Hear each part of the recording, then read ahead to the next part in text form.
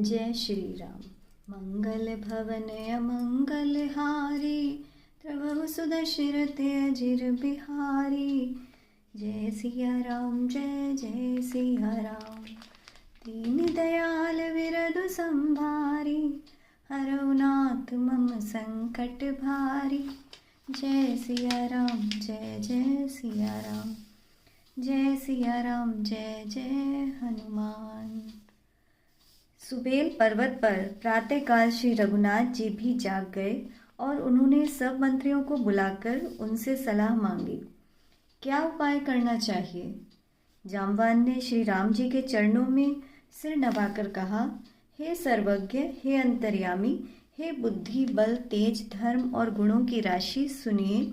मैं अपनी बुद्धि के अनुसार सलाह देता हूँ कि बलि पुत्र अंगद को दूत बनाकर भेजा जाए।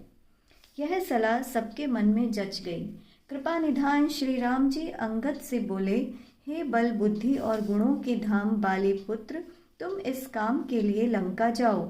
तुमको समझाकर क्या कहूँ, मैं जानता हूँ तुम परम चतुर हो।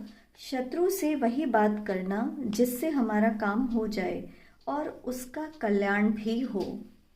प्रभु की आज्ञा मानकर उनके चरणों की वंदना करके अंगद जी उठे और बोले, हे भगवान, आप जिस पर कृपा करें वही गुणों का सागर हो जाता है। स्वामी के सब कार्य स्वयं सिद्ध हैं। यह तो प्रभु ने मुझे आदर प्रदान किया है जो मुझे अपने कार्य पर भेज रहे हैं। ऐसा सोचकर युवराज अंगद का हृदय आनंदित और शरीर पुलकित हो उठा। चरण वंदना करके तथा भगवान की कृपा को धैर्य में रख कर एवं सबको सिर नवाकर अंगद चले। प्रभु प्रताप को हृदय में धारण किए हुए रणबांकुरे बाली पुत्र अंगद स्वभाव से निर्भय हैं। लंका में प्रवेश करते ही रावण के पुत्र से भेंट हो गई, जो वहां खेल रहा था। बातों ही बातों में दोनों में झगड़ा बढ़ गया। दोनों ही अतुल बलवान थे और फिर दोनों की युवावस्था थी। उसने अंगद पर अपनी लात उठाई। अंगद ने वही पैर पकड़कर उसे घुमाकर जमीन पर मार गिराया। राक्षस समूह ऐसा योद्धा को देखकर भाग चले। वे डर के मारे पुकार भी न सके।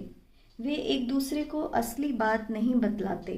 रावण के पुत्र का वध हुआ समझकर सब चुप रह गए। नगर भर में कोलाहल मच गया कि जिसने लंका जलाई थी वही वानर फिर आ गया है। सब के सब डरे हुए थे और विचार कर रहे थे कि अब क्या होगा। वे उस वानर से इतने भयभीत थे कि बिना पूछे ही उसे रावण के दरबार का रास्ता बता रहे थे। अंगद जी दृष्टि उठाकर जिसे भी देख लेते उसी के प्राण सूख जाते। श्री राम जी के चरण कमलों का स्मरण करके अंगद रावण के सभा द्वार पर पहुंच गए और शान से इधर उधर देखने लगे। तुरंत ही उन्होंने एक राक्षस को भेजा और रावण को अपने आने का समाचार पहुंचा दिया। सुनते ही रावण हंसकर बोला, बुला लाओ, देखें वह कहाँ का वानर है। आज्ञा पाकर अनेक दूत दौड़े और अंगद को बुला लाए। अंगद ने रावण को बैठे हुए देखा, मानो कोई प्राणयुक्त काजल का पहाड़ हो। भुजाएं वृक्षों के और सिर पर्वतों के शिखरों के समान थे। रोमावली मानो अनेक लताएं थीं। मुंह, नाक, नेत्र और कान पर्वत की कंदराओं और खोहों के बराबर थे। अत्यंत बलवान बालीपुत्र अंगद सभा में गए तो मन में तनिक भी नहीं झिझके। अंगद को देखते ही सब सभासद उठ खड़े हुए। यह देखकर रावण अत्यंत क्रोधित हो उठा। जैसे मतवाले हाथियों के झुंड में सिंह चला जाता है, वैसे ही अंगद जी भी श्री राम जी के प्रताप का स्मरण करके रावण की सभा में सिर नवाकर बैठ गए। तब रावण ने पूछा, अरे वानर, तू कौन है?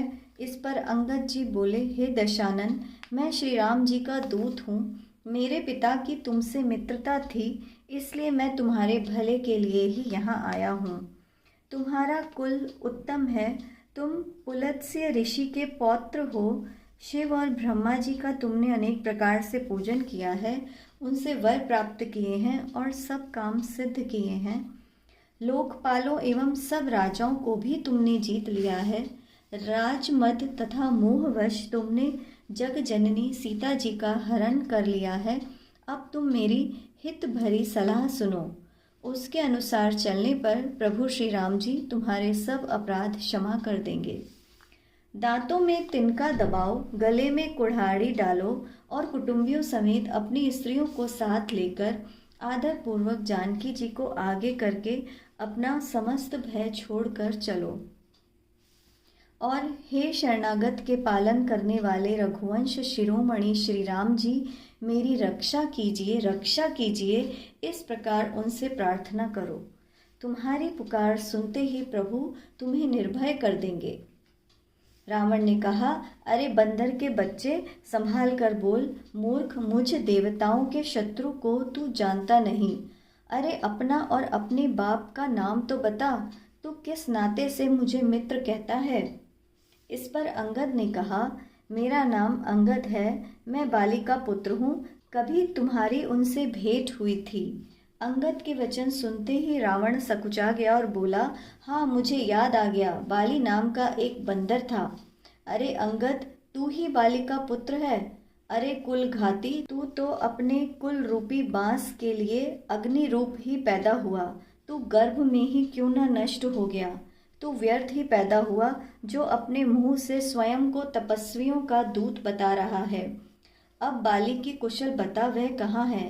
तब अंगद ने हंसकर कहा, 10 दिन बीतने पर आप ही उनके पास जाकर तथा अपने मित्र को हृदय से लगाकर उनसे कुशल पूछ लेना। श्री रघुनाथ जी से विरोध करने पर कैसी कुशल होती है, ये सब तुमको वे ही बताएंगे।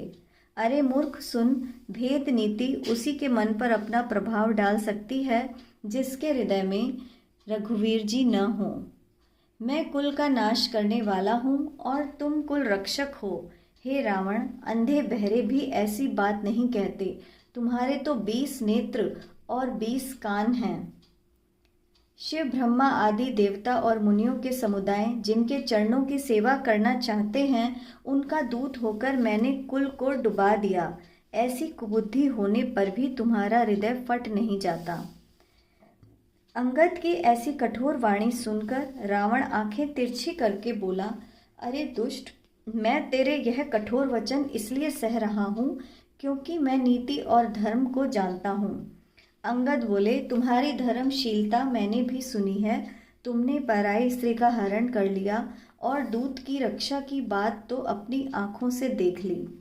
ऐसे धर्म के व्रत का पालन करने वाले तुम डूबकर मर क्यों नहीं जाते? नाक कान से रहित बहन को देखकर भी तुमने धर्म का विचार कर ही तो क्षमा कर दिया था। तुम्हारी धर्मशीलता तो जग जाहिर है। मैं भी बड़ा भाग्यवान हूँ जो मैं तुम्हारे दर्शन कर सका। इस पर रावण ने कहा, अरे जड़ जंतु वानर, व्यर्थ बकबक न कर। अरे मूर्ख, मेरी भुजाएं देख, ये सब लोकपालों के विशाल बल रूपी चंद्रमा को ग्रसने के लिए राहु के समान हैं। फिर तूने सुना ही होगा कि आकाश रूपी तालाब में मेरी भुजाओं रूपी कमलों पर बसकर शिवजी सहित कैलाश भी हंस के समान शोभायमान हुआ था। अरे अंगद, बता, तेरी सेना में ऐसा कौन सा योद्धा है जो मुझसे भिड़ सकेगा? तेरा स्वामी तो स्त्री के वियोग में बलहीन हो गया है। उसका छोटा भाई उसी के दुख से दुखी और उदास है। तुम और सुग्रीव दोनों नदी तट के वृक्ष हो। रहा मेरा छोटा भाई विभीषण, सो वह बड़ा डरपोक है।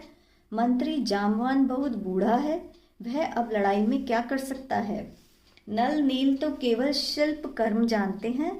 हाँ, एक वानर अवश्य बलवान है जो पहले आया था और जिसने लंका जलाई थी। यह सुनते ही बालीपुत्र अंगद बोले, हे राक्षस राज, सच्ची बात कहो, क्या उस वानर ने सचमुच तुम्हारा नगर जला दिया? रावण का नगर एक छोटे से वानर ने जला दिया, ऐसे वचन सुनकर कौन उन्हें सच कहेगा? हे रावण, तुमने बहुत बड़ा योद्धा कहकर सराहना की है। वह तो सुग्रीव का एक छोटा सा हरकारा है। वह बहुत चलता है, वीर नहीं है। उसको तो हमने केवल खबर लेने के लिए भेजा था। क्या सचमुच ही उस वानर ने प्रभु की आज्ञा पाए बिना ही तुम्हारा नगर जला दिया? लगता है इसी डर से वह लौटकर सुग्रीव के पास नहीं गया और कहीं छिप गया। हे रावण, तुम ही कहते हो। मुझे यह सुनकर कुछ भी क्रोध नहीं हुआ। सचमुच हमारी सेना में ऐसा कोई भी नहीं है जो तुमसे लड़कर शोभायमान हो। प्रीति और वैर बराबरी वाले से ही करना चाहिए। नीति यही कहती है। यदि सिंह मेंढकों की मारे तो क्या उसे कोई भला कहेगा? यद्यपि तुमने मारने में श्री राम जी की लघुता ही है और बड़ा दोष भी है, तथापि क्षत्रिय जाति का क्रोध बड़ा कठोर होता है। वक्रोकृत रूपी धनुष के वचन रूपी बाण मारकर अंगद ने रावण का हृदय जला दिया।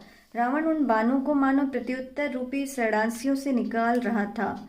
रावण हंसकर बोला, बंदर में एक बड़ा गुण है। रावण हंसकर बोला, बंदर में एक बड़ा गुण यह है कि जो उसे पालता है वह उसका अनेकों प्रकार से भला करने की चेष्टा करता है। मंगल भवने अमंगल हारी, द्रवहु सुदशरथ अजिर बिहारी। जय सिया राम, जय जय सिया राम। दीन दयाल बिरधु संभारी, हरऊ नाथ मम संकट भारी। जय सिया राम, जय जय सिया राम। जय सिया राम, जय जय हनुमान। जय श्री राम।